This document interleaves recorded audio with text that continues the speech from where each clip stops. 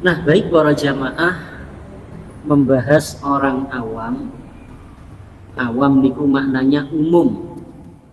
Membahas orang umum, orang-orang yang ada di sekitar kita, niki oleh Al-Imam Al-Ghazali dibagi menjadi 3 kelompok atau 3 jenis. Yang pertama, orang yang kita dekat, akrab dengannya. Kemudian yang kedua, orang yang kita kenal tapi kita tidak akrab. Kemudian yang ketiga adalah orang-orang yang kita hanya tahu. Kita hanya tahu tapi tidak kenal. Kemudian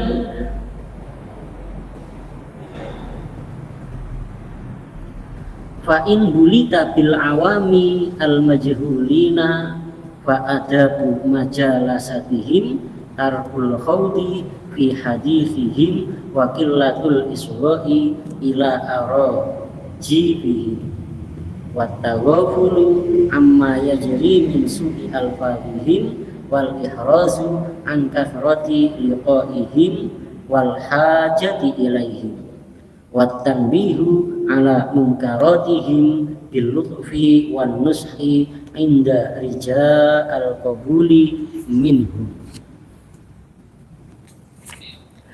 Dados para jamaah, dari ketiga jenis ini kemudian dibahas dari kelompok yang terakhir, yaitu orang-orang awam, orang-orang yang minim ilmu agama, dan kita tidak mengenal mereka tapi hanya tahu.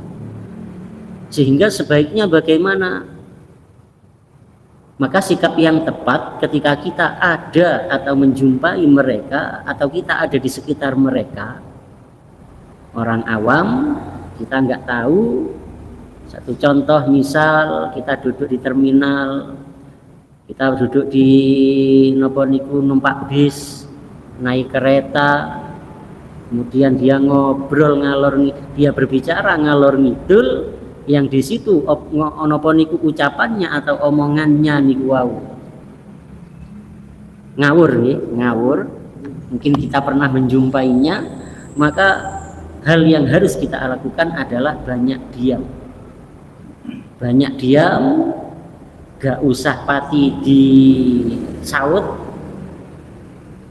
yo gak usah pati dirungokne, gak usah pati nyaut, gak usah pati ngereken, nggih mboten usah juga nyaut-nyaut. Karena obrolannya atau omongannya niku wau agak ngawur.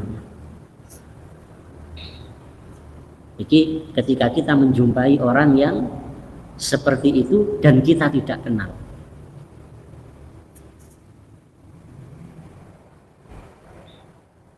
Kemudian jenis yang kedua, jenis yang ketiga, jenis yang kedua, kita kenal tapi kita tidak akrab.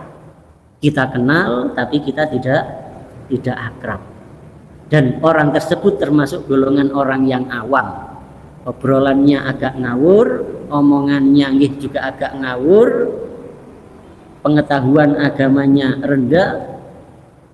Maka bagaimana sikap kita kepada mereka? Ya kita satu, tetap mengenal mereka. Kalau salipan tetap tegur sapa. Kemudian yang kedua, tidak perlu kita mengakrabi mereka.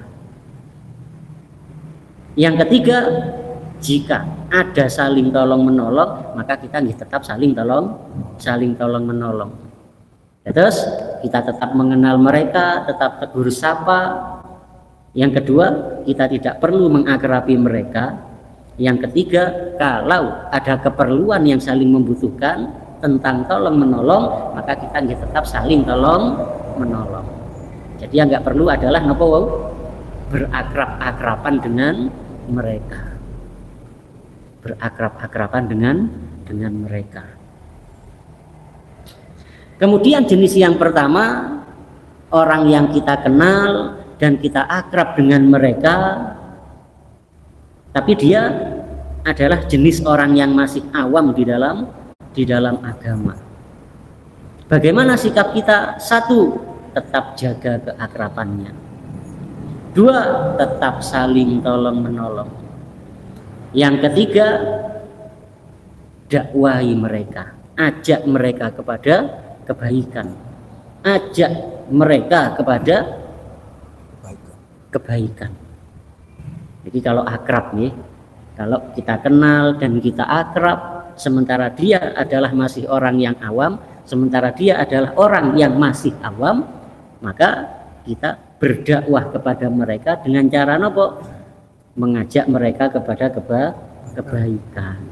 Yang keempat, menawi wonten keliru-kelirune nggih kita ingatkan. Niki. Terus namanya manusia nggih, hubungan kita dengan mereka niki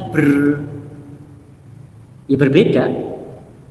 Sebagaimana yang telah dipetakan oleh Al-Imam Al-Ghazali, yang pertama kita kenal dan akrab, yang kedua kita kenal tapi nggak akrab, yang ketiga kita hanya tahu tapi kita nggak kenal, nggak akrab tapi tahu.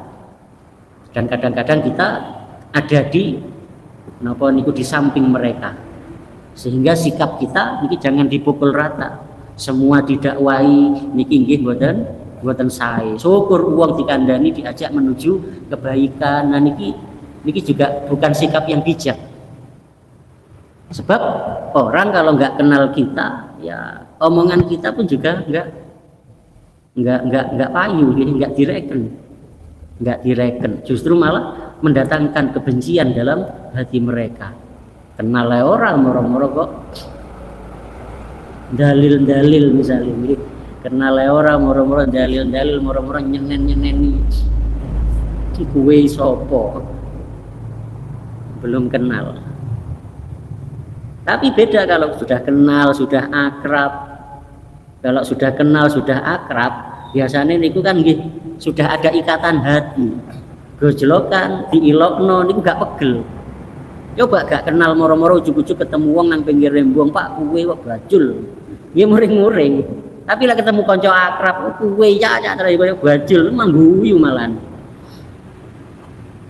Jadi ini kita harus pandai-pandai membedakan siapa orang itu, sehingga kemudian kita menentukan sikap.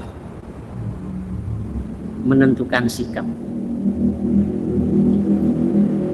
Lalu kemudian untuk orang yang kita nggak kenal kepada mereka, niku nggih ojo kakean omong. Kalau kita duduk dan kemudian di samping kita ada orang-orang yang kita nggak kenal, jangan kita terlalu banyak omong. Sedikit-sedikit saja kenalan, kemudian jenenge sopo, omai endi, nggih, jangan terlalu banyak bicara. Kalau kita ada di sampingnya orang yang tidak kenal.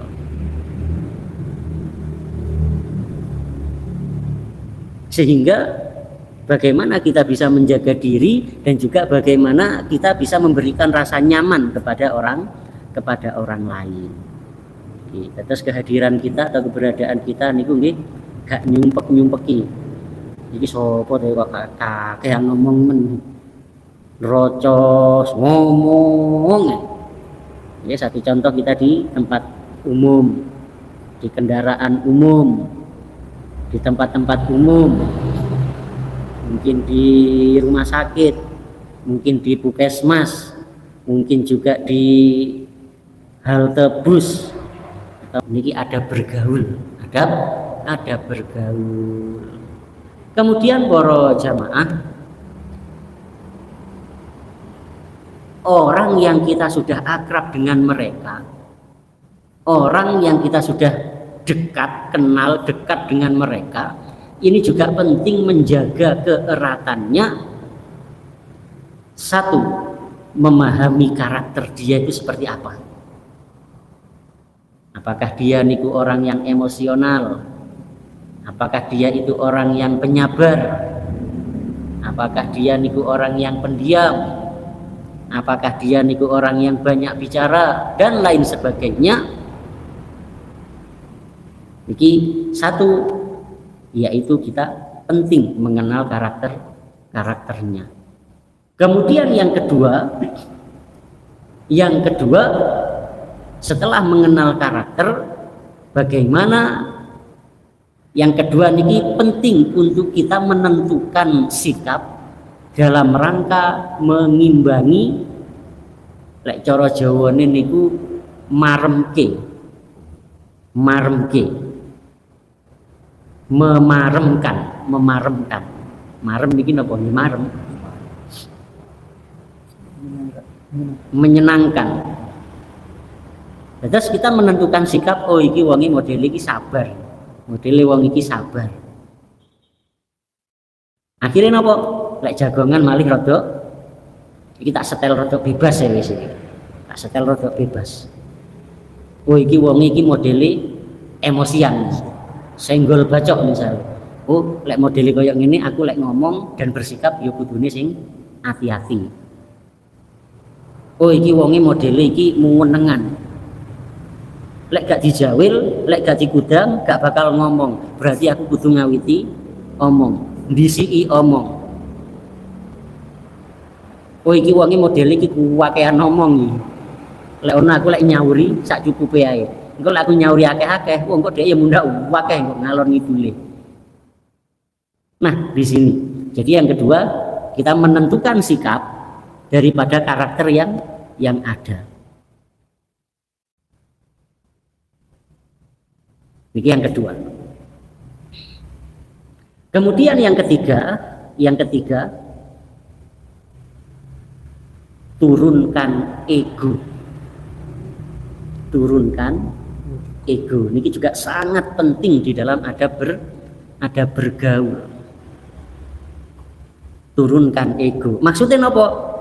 Di dalam kita bergaul niku jangan meminta atau jangan mengharap diri kita yang diperhatikan.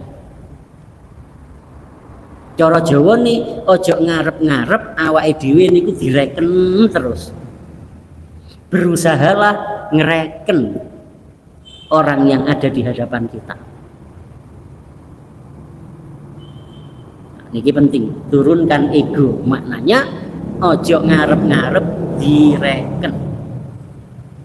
Jadi ketika wis jagongan pokoknya temane niku wis aku wae. Lek aku ngene, lek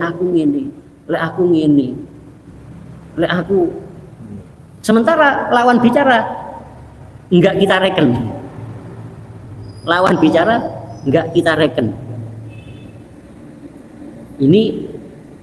Inilah ada bergaul yang telah diajarkan oleh agama. Sehingga orang yang berinteraksi dengan kita niku bisa menemukan rasa nyaman, bisa menemukan rasa marem, juga dia akan cocok dengan diri kita. Lek cocok, akhirnya dia akan menjadi orang yang baik kepada kita. Lek ketemu awake dhewe niku seneng akhirnya. Niki yang ketiga, niki turunkan ego. Ojo ngarep-ngarep direken, tapi berusahalah ngereken sehingga turunkan ego. Ini buat sahabat-sahabat kita yang kita sudah akrab dengan mereka. Ini terus etika kita ketika dengan orang-orang yang dengan sahabat-sahabat yang kita sudah akrab dengan mereka ada tiga. Satu, wow, napa? Satu, mengenali karakter. Yang kedua, menentukan sikap. Yang ketiga, turunkan ego. Ojo njaluk direken terus, tapi berusahalah ngereken. Nah, niki kurang lebih para jamaah maksud daripada bab yang sudah kita bahas.